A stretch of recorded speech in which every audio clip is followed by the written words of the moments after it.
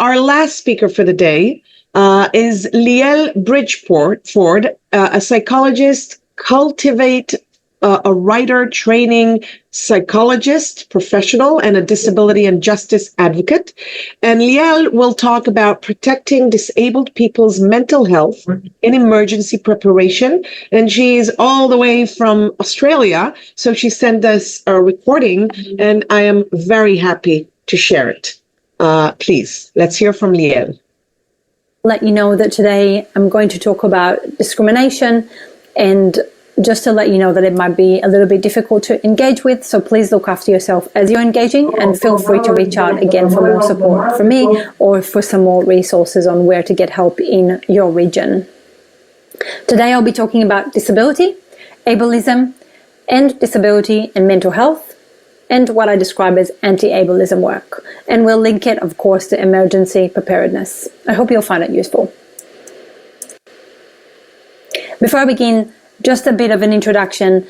My name is Liel Bridgford, like I said. My pronouns are she, they. I'm a psychologist, writer, educator, and disability and justice advocate, as well as a podcaster. My work focuses on providing inclusive, accessible, and holistic care and education by centering lived experience. I'm passionate about working from an intersectional feminist perspective and using an anti-oppression approach. I founded Cultivate to continue working towards my passions for well-being, equity, inclusion, and disability justice. I identify as a proud disabled person, an immigrant, and a non-conforming femme. In my personal time, I not so secretly love to sing along to the Frozen soundtrack with my kids. 1 in 6 people worldwide are estimated to live with a significant disability, as it is described by the World Health Organization. That's 1.3 billion people. Disability can include physical differences, but also neurodivergence, being deaf, or having a mental illness, and more. When I use the word disability, I refer to it in an inclusive way. I am also a believer and an advocate for the social model of disability, which stipulates that disability is not created within a mind or a body that needs to be fixed, but disability is created in the interaction between a person and the environment that they navigate or live in. When they're faced with barriers, they are disabled by that environment, and that's where disability is created. And what needs to be changed is our society, not disabled people. Disability is also a culture that I am proud to be a part of, and I hope that we can all celebrate and respect when we are thinking about emergency preparation for disabled people. Ableism is the discrimination and prejudice against disabled people. This includes physical barriers, such as stairs and heavy doors in public as well as private places, but it also includes attitudinal barriers, such as thinking about disability as a tragedy or a burden, and low expectations that we have of disabled people. There are many types of ableism, including sensory barriers such as throbbing lights as well as inaccessible communications. And ableism is one of the ingredients that has been used to build our societies and system. Therefore, it is a part of all of our social structures, including our health system, our government, and our educational systems. This means that in order to dismantle ableism, we all need to do conscious and active work in an ongoing way in order for that to be successful. Living with a disability can have negative implications for people's mental health. A big part of that is because of the implications of dealing with ableism. So living with a disability in our inaccessible community can impact people's sense of identity in a world that highly values independence, for example, in our Western culture. It also includes trauma from coming across barriers regularly and in many life areas, from being excluded from our community, or the specific trauma of acquiring their disability. For example, if people have become disabled from a car accident. Preparing for emergencies can be upsetting or even triggering for disabled people. And we need to remember that a lot of disabled people have experienced traumas in their history.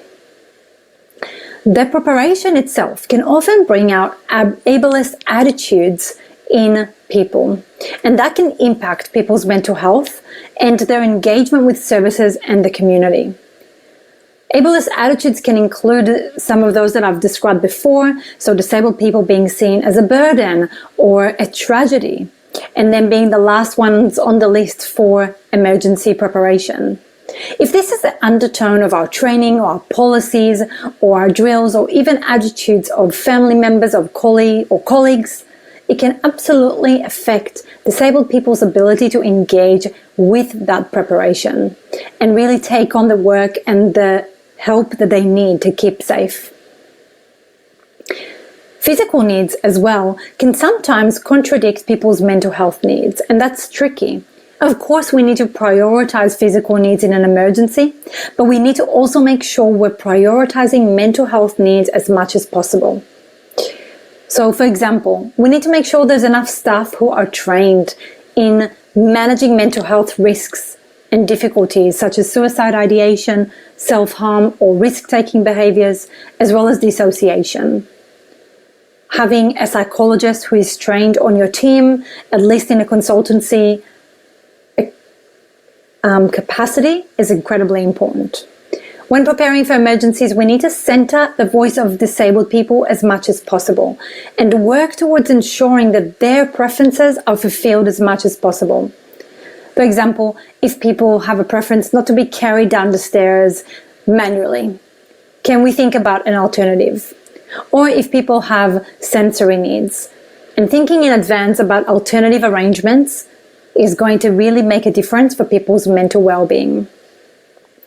Also, important to remember the needs of people with hidden disabilities or with trauma histories. For example, autistic people and people with experiences of different kinds of traumas can experience what we describe as the freeze or flop response.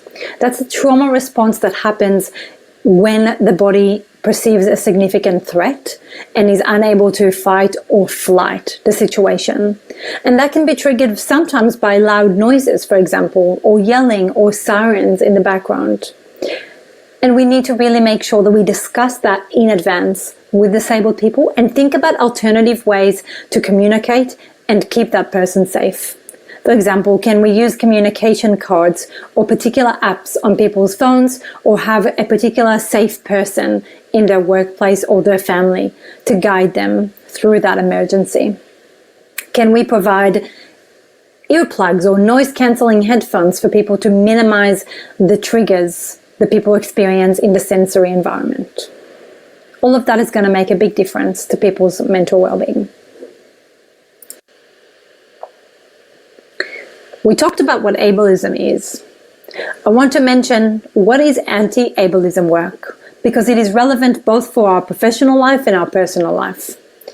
So anti-ableism work is the active process of dismantling ableism, the discrimination, prejudice, and the barriers that are preventing disabled people from being able to fully and safely engage in our communities.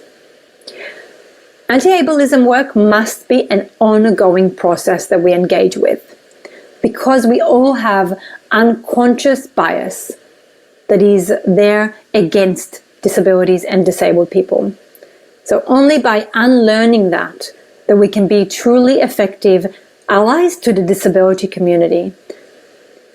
Even as a disabled person myself, and as a health professional who supports disabled people every day, I still have ableism that I've internalized. And I need to do the work, and I am doing the work in an ongoing way, by examining and reflecting on my attitudes, on my responses, my thoughts and my feelings in relation to disabilities and to different disabilities and needs, to access requirements, and then actively trying to work against my unconscious bias. In practice, anti-ableism work has many different facets. And on the slide there, I have a few ideas for you if you're wanting to do more anti-ableism work or continue on your journey. I'm not going to elaborate on all of those because I don't have the time, but do reach out to me if you want to learn more about any of those topics and get some more content about that. A few points that I will make is that equitable preparedness for emergencies mean that disabled people should have access to the same type of services as non-disabled people without having to ask for extra help. Us as disabled people, we deserve to have a safe way to evacuate a building, for example, without having to ask, just like a non-disabled person can as well. I also recommend using the word disability because there's no shame in that. Learn about the concept of interdependence and intersectionality, which my podcast focuses on. Express and learn about body neutrality and disability pride, and introducing your clients and your organizations to disability, community, and pride. Support self-advocacy as much as possible, respecting disabled people always as the experts in their bodies and in their lives, and their preferences being what we always prioritize. I have just launched my new practice, Cultivate. Cultivate's purpose is to provide psychological and educational services for disabled people and those supporting them by centering lived experience and disability justice. Our goal is for every disabled person to be empowered to live their best life. We are now looking for workshops and speaking opportunities. Look no further for your next keynote or workshop facilitator. We are also on the lookout for partners to reach more organizations supporting disabled people globally. If you have a particular need or area of interest in disability, inclusion, or well-being, please reach out.